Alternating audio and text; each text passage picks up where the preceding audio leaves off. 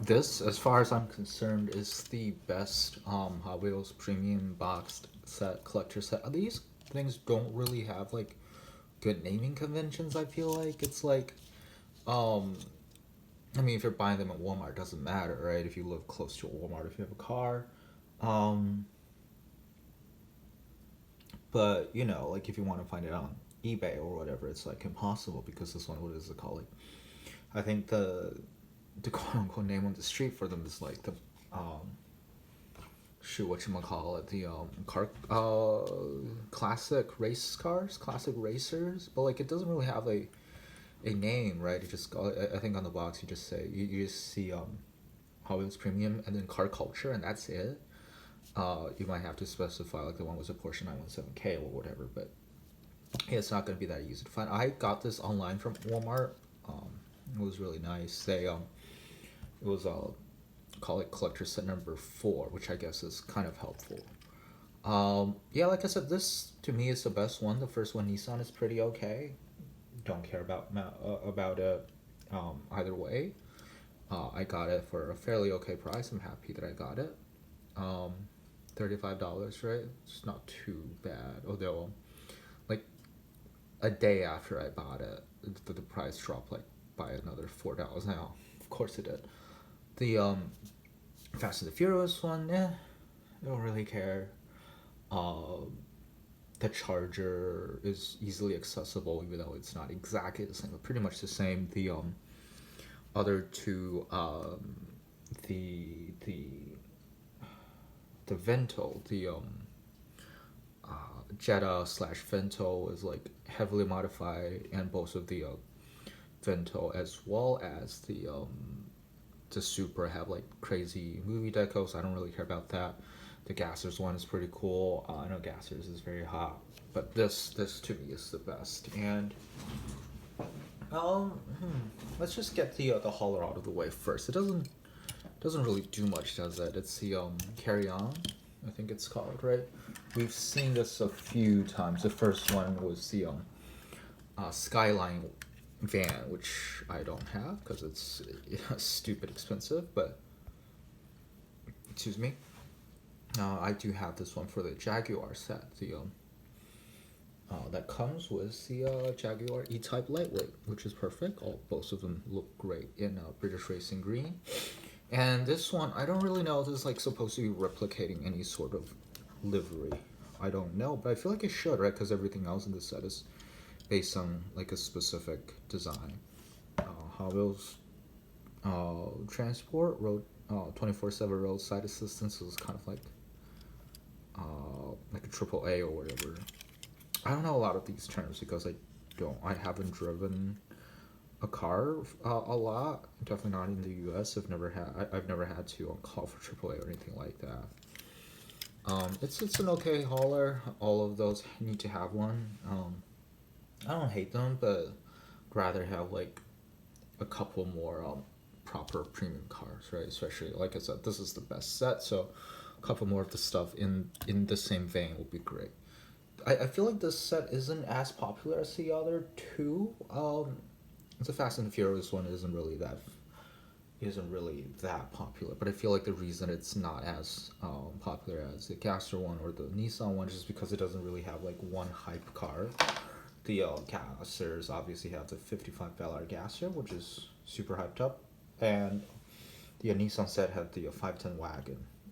So I feel that's probably part of it. This one doesn't really. Two of the castings are new, and the other one, the it's definitely the standout for collectors and scalpers. This is definitely the standout, but it's also it's been out of production for a while. We always get like a steady stream of 510 wagons, the steady stream of the Bel Air Casters. So it's like there's always something new. This has been um, out of production for a while, so it's like okay, it's back. Not that many people care. So I feel like that's probably the reason. And next year we're gonna have the Pony War, the Muscle Car Wars one with the Camaro, the Challenger, right, and the Mustang. I'm going back home, hopefully, in the next couple of weeks, and if after I'm home, if it's cheap, I'll get it. But it probably won't be cheap, so probably won't get it. Like there, I don't have any particular love for. I don't dislike it, but I don't think it's amazing either. But let's start with the one that's probably the least interesting. So this is the Jaguar E-Type lightweight. So it's another good-looking one. It's this is raw metal. It's Zamac, so it's pretty good looking. You have the roundo here, of course, round on the other side as well. It's pretty much the exact same one from Car Culture Team Transport, the green one. It's just it's the same one done in the Zamac, which I think both of them make a pretty nice looking pair. So I'm happy to see this, but it's like British Racing Green. You can. This is actually based on a proper real car. This the Zamac looks cool, but doesn't really have any heritage or that kind of pedigree. Speaking of pedigree, let's see. Yeah, let's do this one. Another fairly new casting. This is 417. This is from the 1955 Mille Miglia, the 1,000 miles rally, 1,000 mile race, whatever. This is an actual car, yeah, from 1955. This car actually won the in its class. I think it's it's over however many cc, and in the GT class, in the Grand Tourer class, when it's and these are like hastily painted numbers because the way numbers work in Mille Miglia is based on the starting time. So I think this one means it started at 4:17 in the morning. I think so. I don't have the information next to me. I read this from a while ago, so I don't really have proper information, but that's the idea. Sir Stirling Moss, or was it just Stirling Moss back then, won the race with another Mercedes. Was the SLR, right? Mercedes SLR. Don't quote me on that. Don't quote me on any of that. But this one won its class. And Paris was the first release, I'm not counting the RLC. The RWC one, this is a proper classic one. This is a restore mod. And you can see David Coulthard. And fun fact, David Coulthard had actually driven in this one as well. So both of them have. David Coulthard has been driven both of them. Chin Man, so it's pretty cool, right? Just a little bit of a fun fact.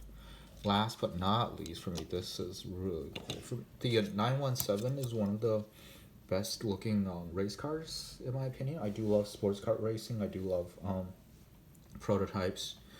And obviously, this is a legend. Oh, by the way, there is a bit of a chip on this side of the car, unfortunately. So you can actually see the raw metal underneath. It's a fairly big dent, but I usually display my cars this way anyway, so it's gonna be all right. For this one, there is a bit of a chip, much less pronounced. You can see one right here. I think that might be it, so I'm glad this is the one that came out best on 917K.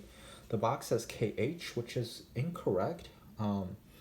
The K does stand for Kurzheck, which means short tail, and this is the one that's this is the one that's for everything, the model that's for every race other than Le Mans, even though it did win at Le Mans. This is the one with the lower downforce, right? Because the original 917 was really, really, really fast, but the downforce was kind of problematic, especially at the back, so it tends to spin quite often, doesn't have enough grip. So they worked a much bigger back wing in here, and they have even, this one is a bit more dirty, unfortunately, a bit more dusty. You can see the LH version, the Langheck version. So this isn't technically the KH because there is actually, this one's the K because there's actually a later model that's actually shortened to as KH. And they're different designs. And this one has a Golf livery, this one has a Martini, psychedelic Martini livery. Obviously it doesn't have Martini anywhere here. Martini would be here. That is replaced by Hot Wheels, but obviously Hot Wheels as a toy company doesn't want to use alcohol. So there it is. And this one was the Golf livery. You can see really nice. Number 20, I think this is the one that appears in the movie Le Mans. Yeah, chrome interiors, so which also lead to the chrome fan back here, which I'm not the biggest fan of. I feel like either a light gray or a dark gray will be better. This feels chrome just a little bit. It's not the best choice in my opinion. And also the car has a bit of a weird rake. The front is a little bit higher than the back. I'm not quite sure why that is. Maybe I think the car was designed originally with larger back wheels in mind, and now they're using wheels with the same size. It looks a bit weird. I don't know. You see the back. Golf Porsche. Yeah, really love this. This is definitely going to be a highlight in my Hot Wheels premium collection. But that is it for this video. Um, Great cars all around. Like I said, in my personal opinion, best boxed set so far. So thank you for watching. I hope you enjoyed it, and goodbye.